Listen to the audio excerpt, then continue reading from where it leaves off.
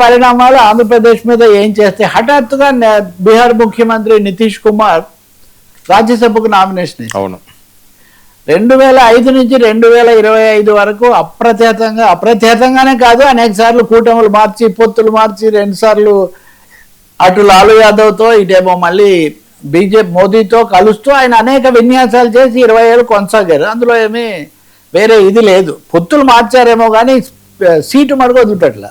So Sushasan బాబు అని ఆయన ఒక బిరుదు కూడా ఆయనకి ఇచ్చారు, అంటే చాలా గుడ్ గవర్నెన్స్ అని, సుశాసనం అని. ఇలాంటి ఆయనకు తప్పకుండా గత ఎన్నికల్లో కానీ ఈ ఎన్నికల్లో కానీ బీజేపీకి ఆయన కంటే ఎక్కువ స్థానాలు వచ్చాయి, సందేహమేమీ లేదు. ఒక విధంగా బీజేపీ యొక్క ఔదార్యం మీద లేకపోతే బీజేపీ అనుమతించడం వల్ల ఆయన ముఖ్యమంత్రి స్థానంలో కొనసాగడం తప్ప తన బలంతో కాదు అనేది గత ఎన్నికల్లో స్పష్టంగా ఉండింది. ఈసారికి వచ్చేసరికి కొంచెం ఆయన ఎక్కువగా ప్రొజెక్ట్ చేయడం, సర్కు సంబంధించిన ఆరోపణలు, వీటి వల్ల 89 స్థానాలు బీజేపీకి వస్తే 85 స్థానాలు జేడీయూకి వచ్చాయి. అయినా ముఖ్యమంత్రిగా పెట్టారు. పెట్టిన రోజునే అందరికీ తెలుసు ఇది తాత్కాలిక నియామకం తప్ప ఇంకోటి కాదని. 5-6 నెలలు కూడా కాలేదు, హఠాత్తుగా నిన్న రాత్రి ఆయన రాజ్యసభకు పంపించవచ్చని కథనం వచ్చింది. దాన్ని వాళ్ళ పార్టీ వాళ్ళందరూ నెమ్మదిగా రకరకాలుగా మాట్లాడారు. ఇప్పుడు ఆయన రాజ్యసభకు నామినేషన్ కూడా వేశారు. ఆయన వేసిన తర్వాత ఆయన కుమారుడు నిశాంత్ బాబు అనుకుంటా, ఆ నిశాంత్ బాబు అని ఆయన్ను ఉప ముఖ్యమంత్రిని చేస్తారు అని. ఇక్కడ గమనించాల్సింది ఏమంటే బీహార్కు 1977 నుంచి అంటే దాదాపు 30 ఏళ్ళ నుంచి బీజేపీ కానీ కాంగ్రెస్ కానీ ముఖ్యమంత్రులు లేరు. లాలూ యాదవ్, నితీష్ కుమార్ తప్ప బీజేపీ అస్సలు జయప్రదం కాని రాష్ట్రం బీజేపీకి అసలు లేరు. అంతకుముందు నుంచి కూడా 77 నుంచి కూడా లేరు, మధ్యలో నేషనల్ ఫ్రంట్ కాలం నుంచి కూడా లేరు. బీజేపీ ఎన్ని ప్రయత్నాలు చేసినా కానీ ఇప్పుడు మొదటిసారి నితీష్ కుమార్తో వచ్చిన అవగాహన వల్ల, ఆయన పెట్టిన ఒత్తిడి వల్ల ఏదైతే ఏమి బీజేపీ ఒక ముఖ్యమంత్రిని తెచ్చుకుంటుంది. ఈ తెచ్చుకోవడం వల్ల జరిగే పరిణామం ఏమంటే ఒక హిమాచల్ ప్రదేశ్ మినహాయిస్తే మొత్తం హిందీ రాష్ట్రాలన్నింటిలో బీజేపీ ముఖ్యమంత్రులు ఉంటారు. దేశ రాజకీయాల్లో ఇది ఒక పెద్ద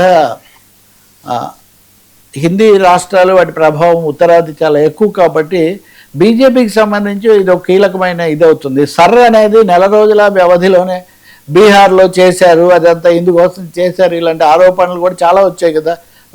రాహుల్ గాంధీ ఓట్ చోరీ నినాదం కూడా అక్కడే కనిపెట్టారు. ఇదంతా అయిన తర్వాత ఇది జరుగుతుంది.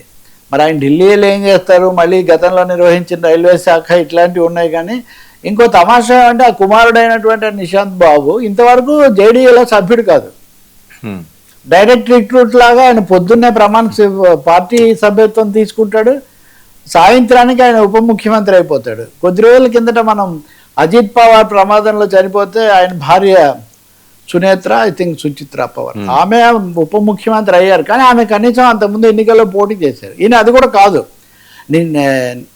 ఈయనకు నితీష్కు పెట్టిన అనేక కితాబుల్లో ఒకటి కుటుంబ సభ్యులను రాజకీయాలకు దూరంగా ఉంచారు, లాలూ ప్రసాద్ యాదవ్ లాగా కాదని. సో ఆయన ఒకేసారి డైరెక్ట్ రిక్రూట్మెంట్ కోసం ఏదో పక్కన పెట్టినట్టున్నారు, ఇదే అయింది.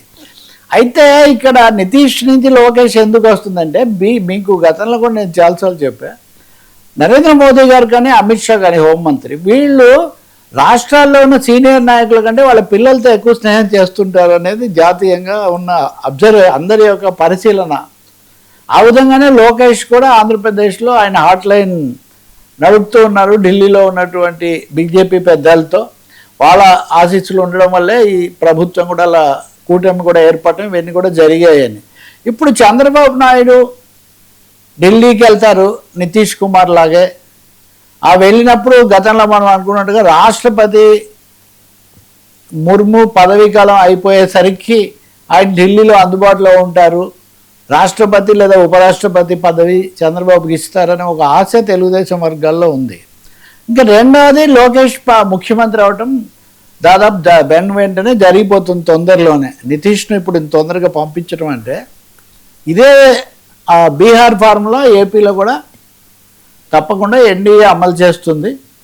అది చేసినప్పుడు ఆంధ్రప్రదేశ్లో అదనంగా ఒకటే సమస్య, ఇక్కడ ఒక power star deputy chief minister ఒక ఆయన ఉన్నాడు, అనేక సార్లు సీఎం అని నినాదాలు ఇచ్చే అభిమానులు ఆయనకు ఉన్నారు.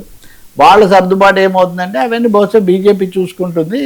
ఇంకోటి కనీసం అక్కడ 89, 85 బీహార్లో. ఇక్కడ వీళ్ళది అది కాదు కదా, చాలా తేడా ఉంది కాబట్టి అదేమీ జరగకపోవచ్చు అని. కానీ సోషల్ మీడియాలో కొంతమంది వ్యాఖ్యాతలు మటుకు పవన్ కళ్యాణ్కి సీఎం ఇస్తారా, పవన్ పరిస్థితి ఏంటి, ఇట్లాంటివన్నీ కూడా చెప్తున్నారు.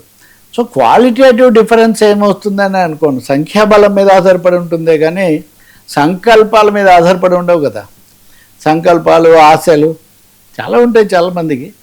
కాబట్టి నితీష్ కుమార్ షిఫ్ట్ టు ఢిల్లీ రేపు చంద్రబాబు షిఫ్ట్కి అది సంకేతం అనే ఒక బలమైన అభిప్రాయం మటుకు ఏర్పడింది. దీంట్లో రెండో తెలంగాణ ట్విస్ట్. తెలంగాణ ట్విస్ట్ ఏంటంటే తెలంగాణ రాజ్యసభకి ఈరోజు నామినేషన్లు పూర్తయ్యాయి. మొదటి సీటుగా అభిషేక్ మను సింఘ్వీని ఎట్లాగో మళ్ళీ కంటిన్యూ చేస్తారు, కానీ రెండో సీట్ ఎవరికి ఇస్తారు అంటే కొన్ని రోజులు జస్టిస్ సుదర్శన్ రెడ్డి పేరు పెట్టి చెప్పారు, ఇంకొన్ని రోజులు ఆయన సాంబయ్య అని ఒక పేరు చెప్పారు. రకరకాల ఇది జరుగుతుంది. తెలంగాణలో ఉమ్మడి రాష్ట్రంలో కూడా ఈ సమస్యలు కొన్నిసార్లు అక్కినే నాగేశ్వరరావు పేరు చెప్పేవాళ్ళు వైఎస్ ఉన్నప్పుడు ఆయన వెళ్తారని, లేకపోతే ఆంధ్రప్రదేశ్లో చిరంజీవి పేరు కొన్ని రోజులు చెప్పారు. ఇవన్నీ కూడా కాంగ్రెస్ పంపాలనుకున్నప్పుడు పంపింది, ఆయన కేంద్ర మంత్రి అయ్యారు, అది వేరే. కానీ ఇప్పుడు చివరకు వేము నరేందర్ రెడ్డిని అధిష్టానం ఆశీస్సులతో రేవంత్ రెడ్డి రాజ్యసభ రెండో స్థానానికి నామినేషన్ వేయించారు. సో ఇక్కడ చారిత్రక విచిత్రం ఏమంటే 2015-16లో కూడా వేము నరేందర్ రెడ్డి శాసన మండలికి పోటీ చేసినప్పుడే ఆ విజయం కోసం జరిగినటువంటి ఆ ప్రయాసాల్లో ప్రహసనాల్లోనే రేవంత్ రెడ్డి మీద కేసు రావటం, ఆయన అరెస్ట్ కావటం, ఇట్లాంటివన్నీ కూడా జరిగాయి. అప్పటి నుంచి ఆయన వాళ్ళిద్దరూ సన్నిహితంగా, స్నేహంగా, విశ్వాసంగా ఉన్నారు. ముఖ్య సలహాదారు, ప్రధాన సలహాదారుగా కేబినెట్ హోదాతో వేము నరేందర్ రెడ్డి రెండో అతి కీలక వ్యక్తిగా ఆయన రేవంత్ పరివారంలో కొనసాగుతున్నారు. ఇప్పుడు మరి తేడా ఇప్పుడు కూడా ఒక 16-17 కావాలి.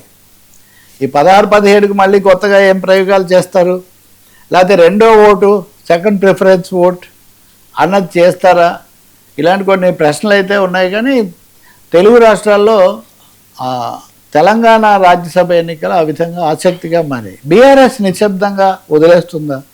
ఎందుకంటే 10 మంది కండువా మార్చిన సభ్యులు ఉన్నారు.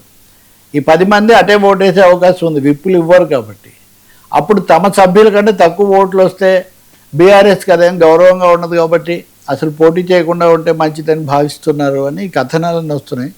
వచ్చేపాటికి ఆ ప్రక్రియ అంతా కూడా అయిపోయి ఉంటుంది సార్. సో రాజ్యసభ అన్నది ఆంధ్రప్రదేశ్లో జరగకపోయినా సరే ఫోకస్ చాలా ఉంది ఆంధ్రప్రదేశ్లో. That is because of Lokesh. Sir విద్యా కమిషన్పై గుస్సా, కేకే ట్రబుల్ షూటర్. నిన్న మనం మాట్లాడాం కదా, అది ఉద్యోగాలే, ఉపాధ్యాయులు ఉద్యోగాలు ఇవ్వద్దు,